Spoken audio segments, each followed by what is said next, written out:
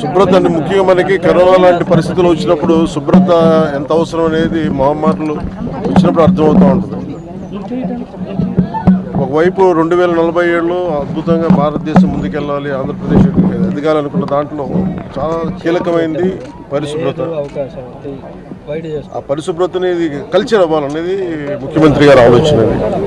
ఇది కేవలం ఒకళ్ళిద్దరు చేసి క్లాబ్ మిత్రాలు లేదంటే మనం డంపు మన చెత్తను బయటపడేయటం కాదు. బాధ్యతగా ప్రతి ఒక్కళ్ళు కూడా సోర్స్ నుంచే దాన్ని సెపరేట్ చేసే విధానం.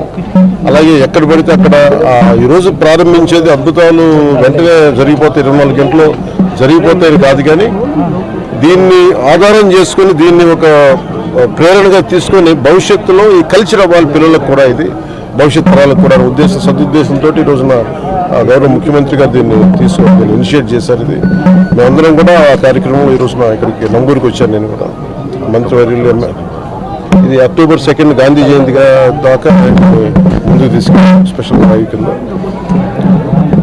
ఈ సందర్భంలో నేను ప్రతి ఒక్కరిని కోరుకునేది కూడా మన ఈ చెత్త నుంచి సంపదని సృష్టించేలా సర్క్యులర్ ఎకానమీ. అంటే మనం ఈరోజు మనం చూస్తే మనం ఏదైతే మనం తినిపడేసిన వ్యర్థాలు అయితే ఏవైతే ఉన్నాయో ఒక్కొక్కటి చూస్తూ ఉంటే ఒక్కొక్కటి చెత్తను కూడా చూస్తే ఒక్కొక్కటి కిలో 15 రూపాయలకి అమ్మగలిగి దాని నుంచి వర్మీ కంపోస్ట్ తయారు చేయడం, రకరకాల సంపదని సృష్టించే మార్గాలు చాలా ఉన్నాయి. అవన్నీ పర్యవేక్షించాలి. సో దాంట్లో భాగంగా ఇది ప్రతి ఒక్కరూ ప్రేరణగా ఆదర్శంగా తీసుకొని ఈ కార్యక్రమం సాగుతా ఉంది. సో మనస్ఫూర్తిగా మీ అందరికీ ధన్యవాదాలు. ఇది ఈరోజు ఇంకా మొన్న కృష్ణా వరదల సమయంలో నిలబడ్డ కార్మికులందరికీ కూడా ఈరోజు సన్మానం చేయడం జరిగింది. దాదాపు 35 మందికి. నేను ఇది ఆల్రెడీ స్టార్ట్ చేసాం లాంగ్ బ్యాక్. ప్రత్యేకించి ఈ క్లాబ్ మిత్రాస్ జీతాలు పెంచాలి అనేది కూడా చాలా రోజుల నుంచి ఉంది. క్లాబ్ మిత్ర జీతాలు రావడానికి కూడా ఆ రోజు మేము ప్రిన్సిపల్ సెక్రటరీ శశిభూషణ్ గారు ఉన్నారు,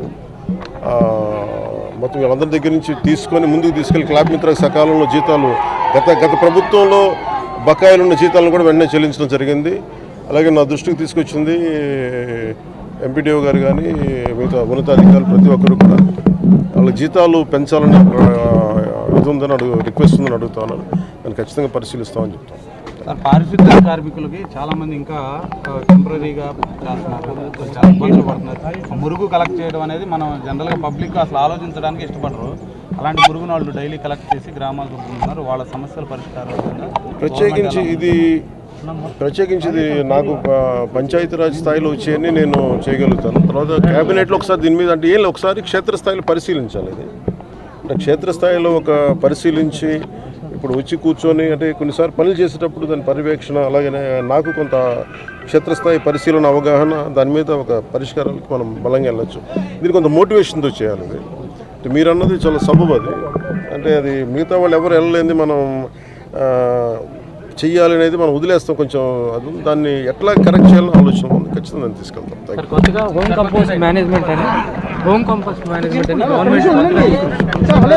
అంటే ఇది ఇందాక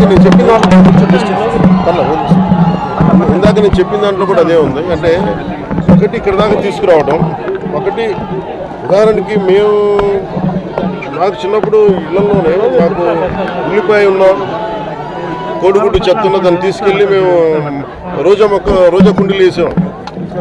సో అంటే సహజంగా ఉండే తిరిగి రివైవ్ చేయాలి. కొత్తగా ఉన్నది కాదు, కానీ అలా కాకుండా కొంచెం దీన్ని సైంటిఫిక్గా మెథాడికల్గా చేయాలంటే అది కూడా సోర్స్ ఇళ్లలోనే కొంత వ్యర్థాలను తగ్గించేలాగా. అన్నిటికంటే కూడా మనం ఇదేంటి మేడం బ్యాటరీస్ని ఏమంటాం, ఏ వ్యర్థాలు ఏదో పదం కదా దాన్ని ఏమంటాం, ఈవేస్ట్ కదా, ఇంకా అక్కడే చూసాం కాదు. చెత్త 3 చెత్తలు ఉన్నాయి కదా, ఒకటి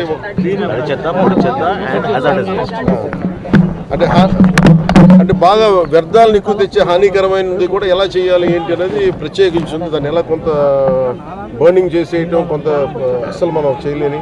అలాగే హాస్పిటల్ నుంచి వచ్చేది ప్రత్యేకించింది. అది పొల్యూషన్ కంట్రోల్ బోర్డు అధికారులతో కూడా మాట్లాడాను ఈ మధ్యన.